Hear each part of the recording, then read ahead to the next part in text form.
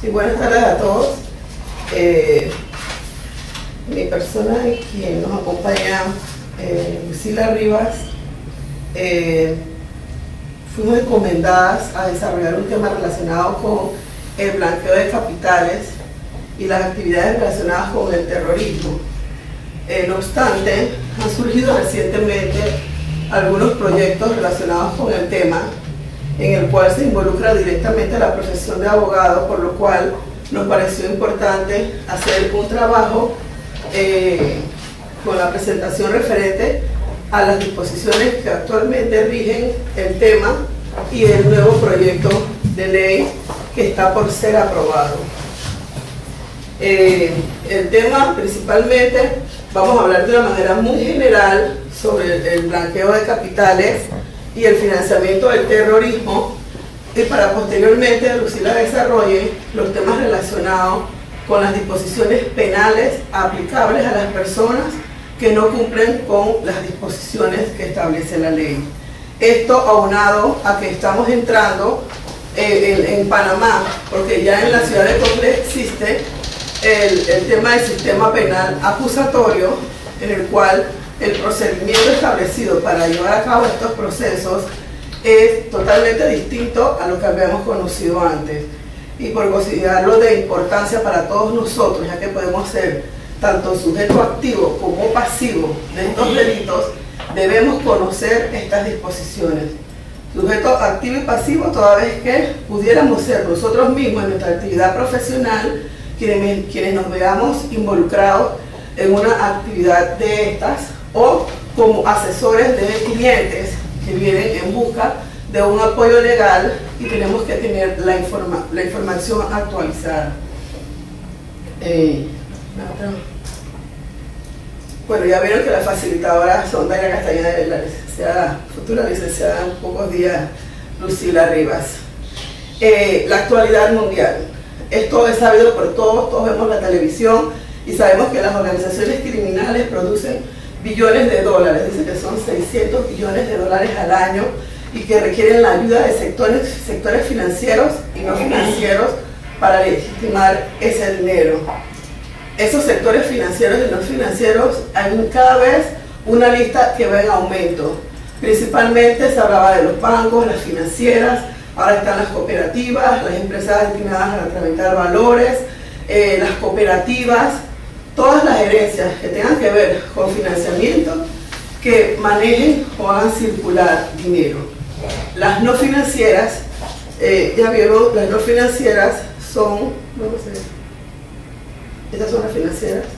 Las no financieras ahora incluidas son los contadores públicos, los abogados, la firma de abogados, los notarios, y como vamos a ver en el nuevo proyecto se habla hasta de personas que realicen cualquier tipo de actividad en la cual pudiera verse involucrada la actividad ilícita de lavado o de terrorismo. Seguimos. ¿Qué es blanqueo de capitales? El blanqueo de capitales siempre lo conocemos como es el que vende droga y guarda la plata, la lava, como se conoce, se llamaba antes lavado de dinero, porque la historia nos cuenta que los primeros traficantes, por decirlo así, plantaron en los Estados Unidos compañías de lavaautos y vinieron por todo Centroamérica con los lavaautos famosos, y en el día se lavaban 100 autos, 200 autos, y esa era la forma entonces de tratar de legitimar el dinero. Pero ya no solamente vinieron los lavaautos, también vinieron bancos, vinieron compañías arrendadoras, vinieron todo tipo de empresas, en el cual muchas veces nosotros desconocemos si de verdad es lícito o es ilícito el negocio.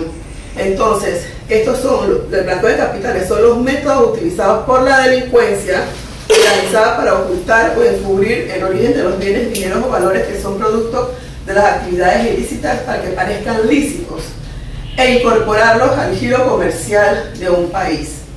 Entonces, ya vamos a ver que los delitos relacionados con la droga, no solamente está el tráfico, también viene la prostitución, la trata de blancas, y hay un sinnúmero de actividades que conllevan a que el dinero obtenido producto de esa actividad se considere un dinero ilícito. O sea que no solamente podemos hablar de blanqueo de capitales porque hay delitos relacionados con droga, sino todo tipo de actividad cuyo dinero sea producto de una actividad ilícita y se trata de limpiar o de blanquear, se considera configurado en los delitos de blanqueo de capital.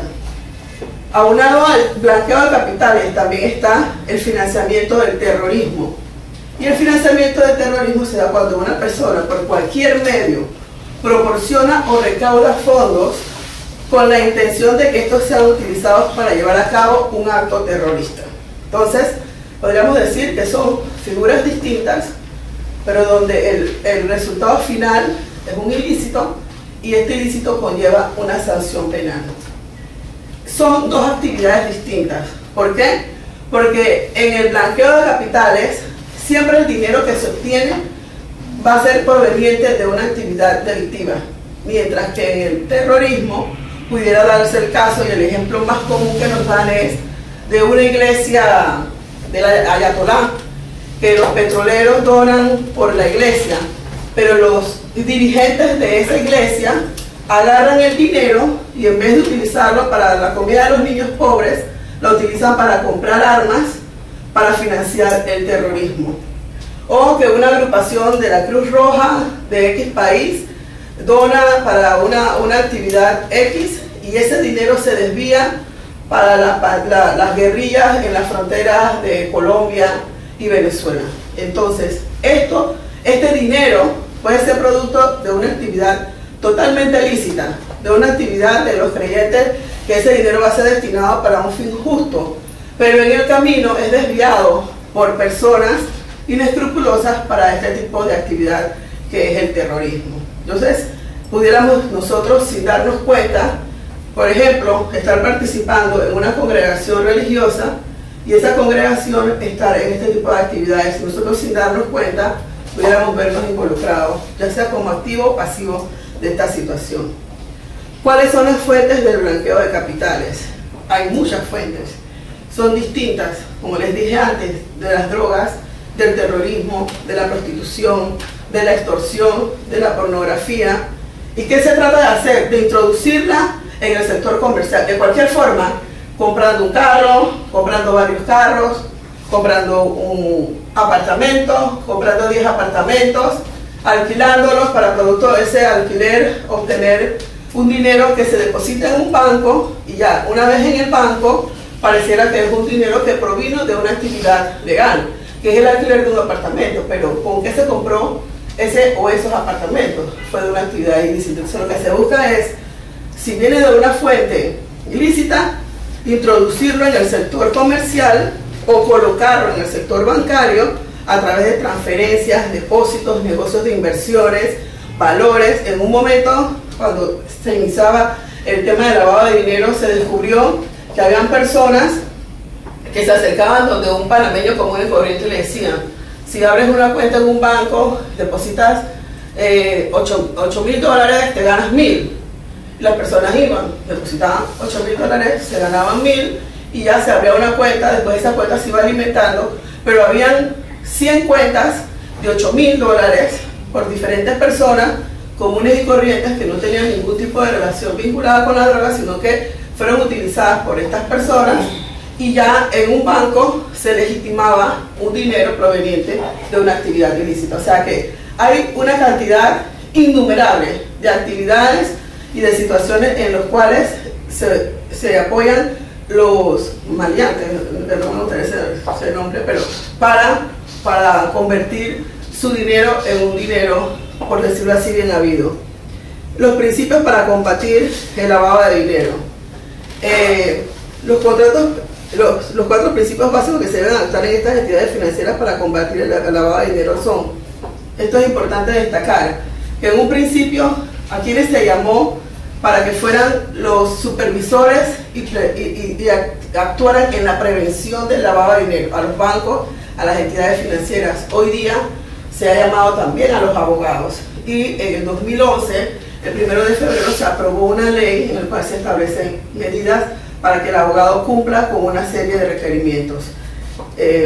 Podemos seguir. Contamos con una cantidad importante de normativas nacionales e internacionales para prevenir el lavado de dinero.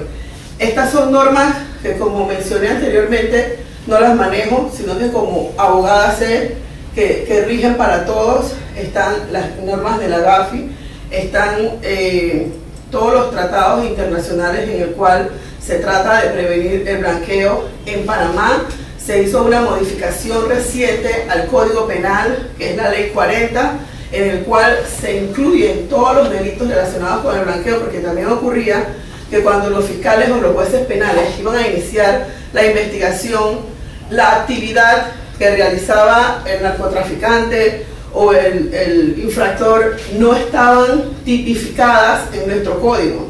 Entonces dice, bueno, no podemos sancionarlo porque no se cumplió el famoso verbo rector, que es el que rige la figura. O sea, el que con un dinero proveniente de una actividad X haga esto es responsable. Entonces, esa figura no estaba contemplada como un delito en nuestro Código Penal, y en muchos casos las personas salían libres porque no se les podía aplicar ningún tipo de sanción.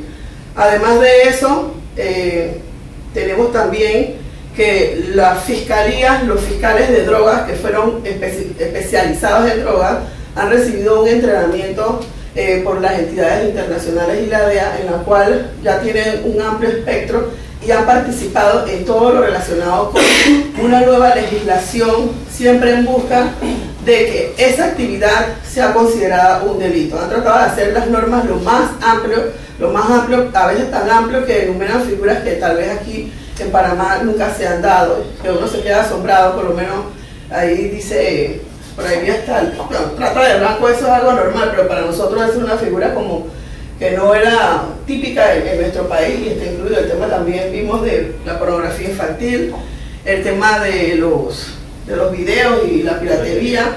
O sea, una cantidad, porque han ido descubriendo que todas estas áreas son utilizadas para esta actividad ilícita. Bueno, ya como les dije, la ley 2 del 1 de febrero del 2011 es la de conocer al cliente. Esto es para los agentes residentes de entidades jurídicas. Tiene un término bien amplio. Dice, para conocer al agente residente de entidades jurídicas existentes de acuerdo con las leyes de la República de Panamá. Y ahí entonces te enumeran toda la lista de responsabilidades que tiene, que es identificar al cliente y verificar su identidad con base a documentos, obtener del cliente información sobre el propósito para el cual se crea la entidad jurídica y facilitar a las autoridades competentes la información requerida en los términos establecidos en la ley para combatir el blanqueo de capitales, el financiamiento de actividades externas que regula las medidas para y cualquier otra actividad ilícita de acuerdo con las leyes de la República de Panamá. Entonces, al momento que se va a abrir una sociedad anónima o la persona se convierte en agente residente, está obligado en cumplir con esa serie de requerimientos, toda vez que si en algún momento la autoridad se lo solicita, él lo tiene que dar. Es importante destacar algo, que vamos a ver que en el proyecto de ley se pretende cambiar.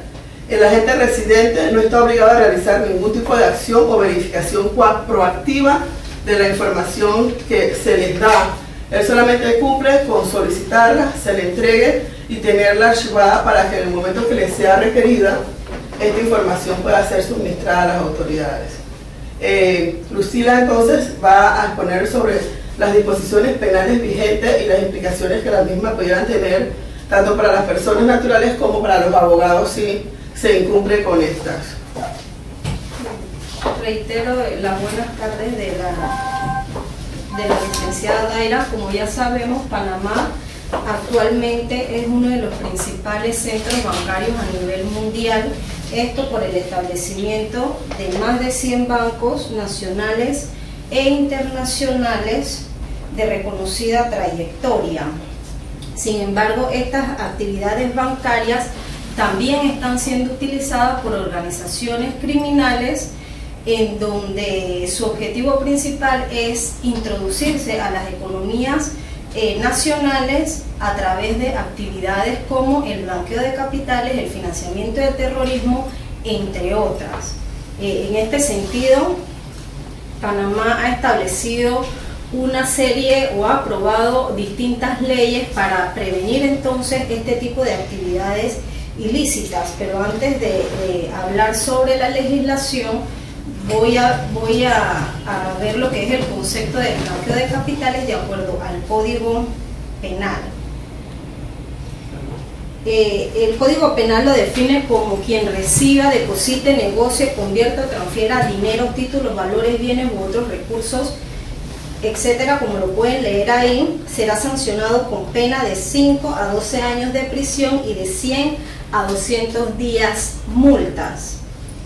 Como podemos ver, aquí el legislador hace una pluralidad de verbos rectores que se requieren para poder consumar el hecho delictivo. Los verbos como recibir, depositar, negociar, conferir y transferir son las acciones que se requieren o que se llevan a cabo en las tres etapas donde se desarrolla el blanqueo de capitales. Como lo mencionó la licenciada Daira, el sujeto activo puede ser cualquier persona, pero en la práctica se dice que son los comerciantes, los banqueros, los profesionales en finanzas o otras actividades afines. También este delito, el código señala 11 actividades de los cuales pueden provenir los valores, bienes, títulos y cualquier otro recurso financiero. ¿Cuáles son las tres etapas en que se lleva a cabo el lavado de dinero? La colocación o disposición física del dinero en una entidad bancaria o financiera, la realización de diversas operaciones o trámites para distribuir los activos en distintas cuentas o instituciones de manera tal que se distancie su fuente original o se disfrace, la integración de dinero de lavado o limpio o negocios legítimos donde el delincuente disfruta del dinero mal habido.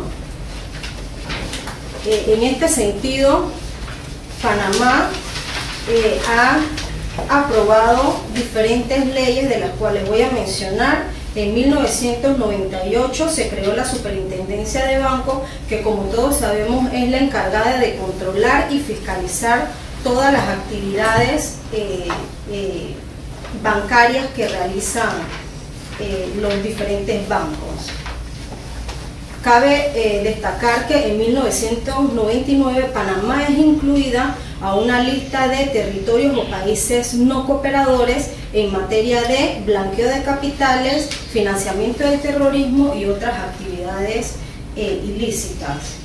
Como reacción inmediata a esta inclusión, Panamá en el 2000 aprueba la Ley 41 y 42. En la Ley 41 es donde se adiciona el capítulo sexto del Código Penal, que es denominado blanqueo de capitales, y dicta entonces disposiciones referentes a este delito. En la Ley 42 entonces se dictan las medidas para prevenir lo que es el blanqueo de capitales. En esta Ley 42 los sujetos obligados son los bancos, las empresas fiduciarias, las casas de cambio, de remesa, personas naturales o jurídicas, entre otras. Las obligaciones establecidas entonces en la Ley 42 eran identificar adecuadamente el cliente, como lo dijo la licenciada Daira, rendir declaraciones o informes a la unidad de análisis financiero, esto en cuanto a los depósitos o retiros superiores a 10.000, los cambios de billetes de lotería, los cheques de gerencia, viajeros u otros, examinar cualquier operación con independencia de su cuantía, siempre y cuando se tenía la sospecha de que provenían de una fuente ilícita, establecer procedimientos y mecanismos de control interno, conservación de los documentos. Esto se debe hacer por un periodo de 5 años con el objetivo de establecer cuál fue el servicio que se brindó y la identificación del cliente. y también establece una serie de sanciones para los funcionarios y todos los que violen esta disposición. En el 2005 Panamá es objeto entonces de una revisión de cada una de estas leyes para ver si cumplía con las 49 recomendaciones en materia de blanqueo de capitales, financiamiento del terrorismo y de otras actividades ilícitas, enumerando los factores que contribuyen o ayudan a estas actividades, como el secreto del sistema financiero, el secreto comercial, esto en cuanto a las sociedades anónimas, y las computadoras que contribuyen a la distribución proveniente de delitos con gran despliegue y alcance internacional. Las actividades también enumeraron las actividades aprovechadas por los blanqueadores para revertir beneficios ilícitos en la economía legal, como la creación de sociedades ficticias, las inversiones en el sector inmobiliario, la declaración de beneficios de negocios superiores a los reales y la manipulación de facturas falsas. En el 2011 se aprueba la Ley 2, que ya fue mencionada por la licenciada Daira, que regula las medidas para conocer a tu cliente de los agentes residentes de entidades jurídicas existentes, estableciendo las medidas establecidas para conocer a tu cliente, como las que ya mencionó la licenciada: identificar al cliente, su identidad, obtener del cliente información sobre el propósito de la creación de la entidad jurídica y facilitar a la autoridad competente, cualquier información requerida. Esto en cuanto al domicilio, número de teléfono, dirección física de dónde está ubicada, etcétera. Y entonces el motivo de nuestra reunión, la discusión del nuevo proyecto de ley. No es necesario intercambiar, me pego aquí de ti. Tienes que comprar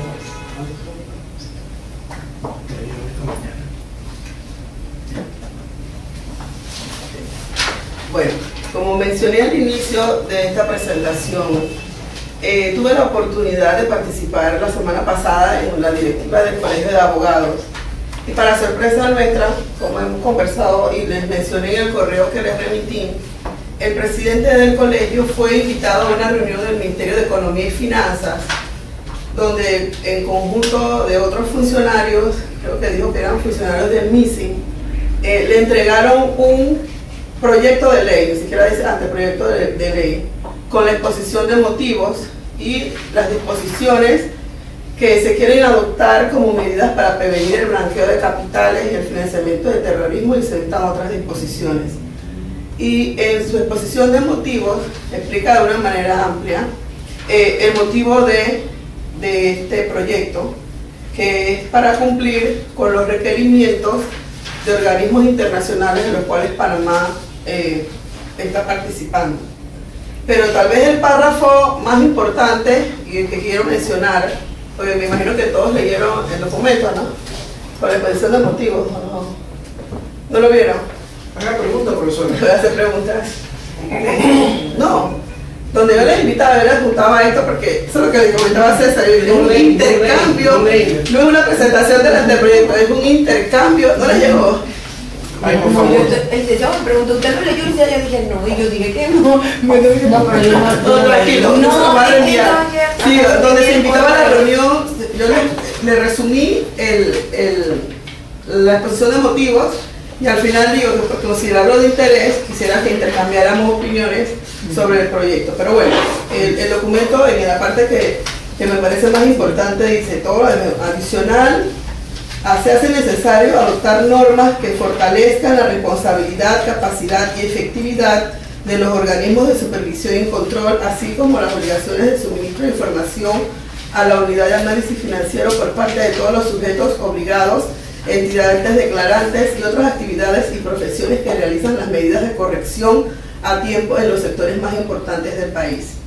En consecuencia, la República de Panamá mantiene un compromiso fuerte y activo ante la comunidad de las naciones, producto de la adhesión de nuestro país a diferentes organismos internacionales identificados con el combate del blanqueo de capitales y financiamiento del terrorismo a nivel mundial, por lo cual Panamá se encuentra obligado a adoptar planes de acción con el fin de fortalecer las estructuras mediante la confirmación de medidas frente a las amenazas de estos delitos ante la visita de una nueva misión del Fondo Monetario Internacional en octubre de este año, en donde la materia de cumplimiento de los estándares de lavado y financiamiento de terrorismo son parte de la evaluación. Esto, según ellos, lo que se entiende quiere decir que antes de octubre ellos tienen que aprobar este documento para pasar la evaluación. Pero bueno.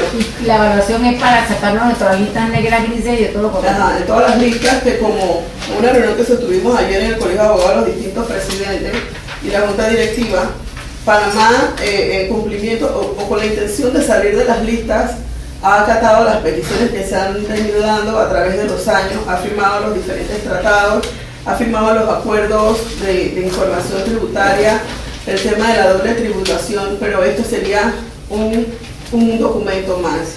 Y lo grave del documento es que si vemos en su parte de las definiciones, dice: para los fines de esta ley, los términos que se señalan a continuación tendrán los siguientes significados: actividades o profesiones no financieras designadas. Estas son las que van a tener que dar información. Comprenden a los notarios, los contadores públicos autorizados, los abogados idóneos y firmas de abogados que de manera ocasional o dentro del giro normal de sus negocios preparen o lleven a cabo operaciones para sus clientes relacionados con la prestación de servicios enumerados en el artículo 21 de la presente ley. Entonces, el artículo 21 de la presente ley dice: actividades y profesiones no financieras designadas. Los notarios, contadores públicos autorizados, los abogados y firmas de abogados están obligados a aplicar deberes sobre medidas preventivas cuando preparen o lleven a cabo operaciones para sus clientes relacionadas con la prestación de los siguientes servicios: compraventa de inmuebles, administración de dinero, valores u otros activos del cliente, administración de cuentas bancarias de ahorros o valores, organización de aportes o contribuciones para la creación, operación, administración de compañías, creación, operación, administración de personas jurídicas o estructuras jurídicas y compraventa de entidades comerciales. Así, actuación de arreglo para que otra persona actúe como accionista nominal por otra persona. Entonces, te dan toda esta lista de las actividades de las cuales tuvieras que reportar. Y es una serie de normas que requieren, como le mencionaba Pedro, una especial atención, porque convierten al abogado en un funcionario de instrucción que tiene que estar vigilante de las actividades que realice el cliente.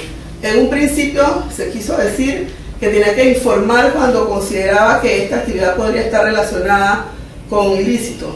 Ayer se cambió el artículo 21, pero como conversábamos, este artículo se cambia, pero no es lo que se aprueba. Y se pone en un parágrafo que es el artículo 21, todas las listas, y dice que los abogados y firmas de abogados que prestan los servicios descritos en el artículo 21 deberán aplicar las medidas de la debida diligencia con respecto al cliente según lo dispuesto en la normativa que establece medidas para conocer los clientes para los agentes residentes de las entidades jurídicas. O sea que nos lleva otra vez a la ley anterior. Pero existentes de acuerdo a la ley de la República de Panamá, conforme les sean aplicables, sin menoscabo del cumplimiento de las otras medidas establecidas en este artículo. Lo mantuvieron. Entonces, exacto, un juego de palabras. Entonces, el punto aquí, nosotros hemos llegado a una conclusión respecto al tema de blanqueo de capitales y el tema del terrorismo, que vamos a intercambiar, que es como les manifesté antes, por cultura general, toda vez que ya tenemos una obligación por la ley 2 del 2011 y también una responsabilidad ante nuestros clientes de poder darle una asesoría. Y para luego concluir lo que pensamos respecto a este documento y por el cual debemos de tener un cuidado ya que se va a aprobar y cómo vamos a quedar nosotros involucrados en el mismo, afectados por el mismo. Aquí con la firma de abogados que trabajamos, las firmas locales a las que le compramos sociedades anónimas, que es IGRA y que es Alcogal principalmente, o más bien únicamente, nos han mandado ahora en el 2012 unas notas que yo se las envié a ustedes, en donde la firma se está obligando exactamente de esa manera. O sea, como nosotros le compramos sociedades de BVI y sociedades de Delaware principalmente, por razón de las exigencias de esas jurisdicciones, Estados Unidos y BVI, que es el Commonwealth, los están obligando a eso, lo que significa que esas normas ya están aprobadas en esas jurisdicciones, y la nota que nosotros tenemos que emitir para poder seguir haciendo negocios con ellos, o si no nos ven en sociedades, en la nota que yo le firmé a las dos firmas, dice que nosotros estamos obligados garantizamos la actividad lícita del cliente final, de la sociedad anónima, y entonces pone varias cosas. Esa es la más grave, que tiene que ver con lo que estás comentando, y al final te dice que si tú eliminas los statements, las declaraciones, que del punto tal y tal, son dos puntos que tiene que ver sobre esa garantía, no podrás seguir, o sea, si en la carta tú como revisas y como voy a garantizar eso, tú lo quitas. Si no está, no si puede dice ser. los puntos tal y tal, entonces no, ni mandes la carta, porque no vamos a aceptarla y tampoco va a ser más cliente nuestro, porque al final somos clientes de ellos. Entonces, eso ya está aprobado en otras jurisdicciones y yo veo muy difícil que eso se pueda eliminar si el propósito del Estado es sacarnos de la lista esa. Bueno, aquí lo que antes que intervenga, que yo veo es que el tema no solamente se circunscribe a la responsabilidad de la gente residente al momento de constituir una sociedad, sino en la responsabilidad que le quieren atribuir al abogado por el simple hecho de ejercer la profesión de abogado. Por ejemplo, tienes un cliente, exacto, que viene a hacer un contrato y está comprando una isla, y entonces hay millones de dólares, y de repente tú dices, ¿y dónde sacó esos millones de dólares? La intención era que tú fueras a la UAF. Oye, aquí tengo a Pepe González, que está comprando una finca, y a mí me parece razonablemente que él debe tener esos millones de dólares. ¿De dónde lo está sacando? Investígalo. Entonces ahí se pusieron pintados de guerra, que eso no puede hacerse, violaba la confidencialidad profesional. Entonces lo que ellos dicen es que tú tienes la información, y si se te pide tienes que dar todo, tienes que dar toda la información relacionada con la transacción. Pero ese es un parágrafo que se ha incluido a lo rápido, como para que no sigan molestando, pero como dice la gente, todo el mundo sabe lo que entra a la asamblea, pero no lo que sale. No sabemos si va a salir con que estamos obligados a cualquier operación que realice un cliente a reportarla. Y de aquí es una lista de actividades, y al final todavía dice más. Yo marqué, tenés marcado. Hay que leerlo con mucho detenimiento, y definitivamente concluimos que tienen que ser los expertos. Los expertos que opinen sobre el tema, pero solamente de una simple lectura ya a uno le surgen inquietudes, porque dice las actividades que estás obligado a hacer, otras actividades que por la naturaleza de su operación puedan ser utilizadas para la comisión de blanqueo de capitales, financiamiento de terrorismo o por reglamentación que incluye el órgano ejecutivo. Entonces, cualquier operación que tú hagas, como yo digo, hasta vender plátanos, si para ellos pudiera ser un negocio ilícito, entonces ellos pueden iniciar una investigación. Y lo preocupante era eso, ¿no? Que tenemos que estar al día, porque no se le ha dado información a los abogados de este documento, que si al momento de que sea aprobado no va a salir con esas normas tan complejas, o tal vez tan, no, es que no es el término que utilizar, rígida para el abogado que practica la profesión, porque se llegó a la conclusión de que esto afecta a las grandes firmas y al abogado que hace una sociedad, al abogado que hace una transacción, y si por mala suerte esa es la transacción, se va a ver investigado y posiblemente involucrado. ¿Quiénes son ellos? El Ministerio Público. El Ministerio Público. ¿Quiénes son ellos? Dicen ellos. Ellos investiguen la UAF. Bueno. Entonces ese es el temor, que nosotros vamos a tener que reportar a la UAF igual que reportan Los bancos. igual que Ahora reportan. de la veces. Exactamente.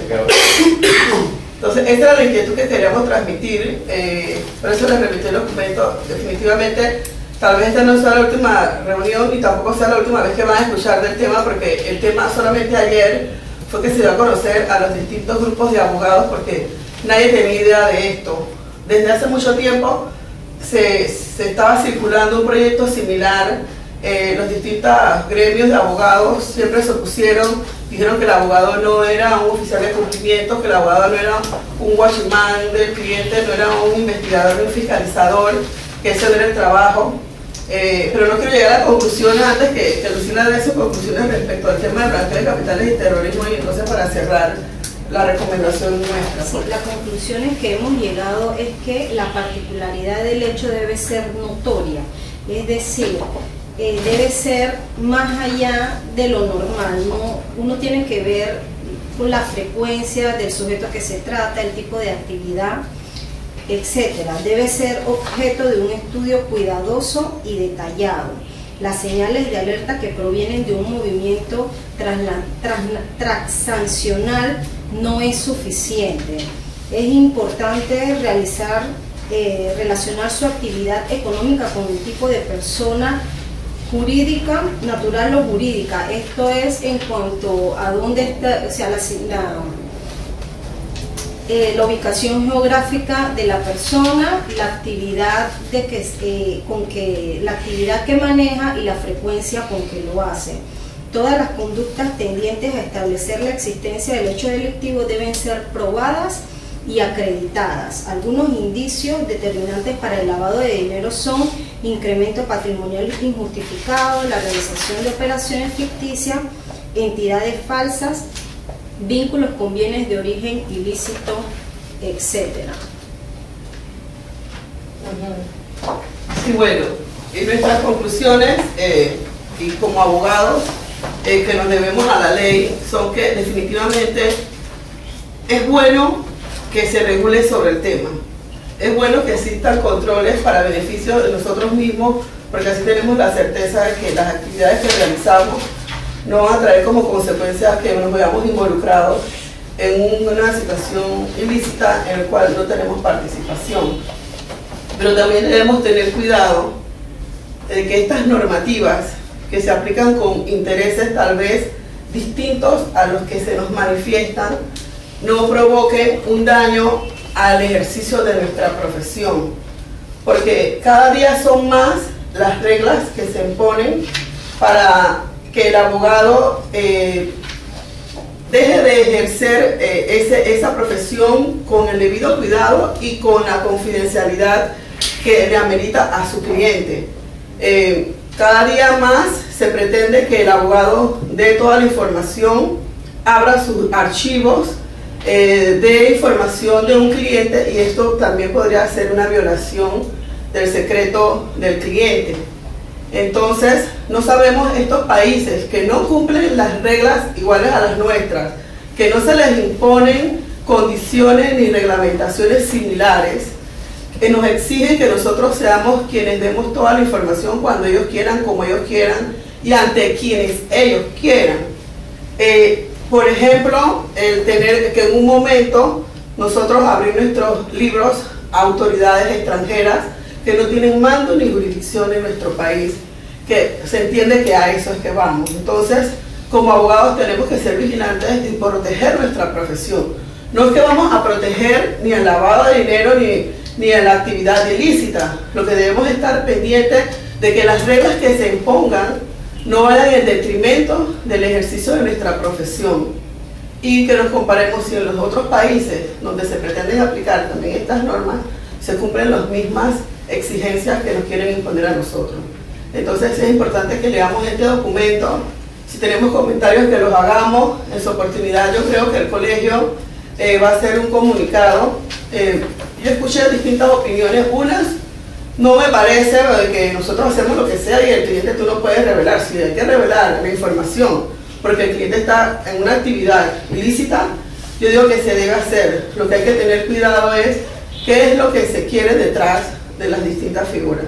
Así que este era nuestro aporte y cualquier pregunta que podamos responder, nos sometemos.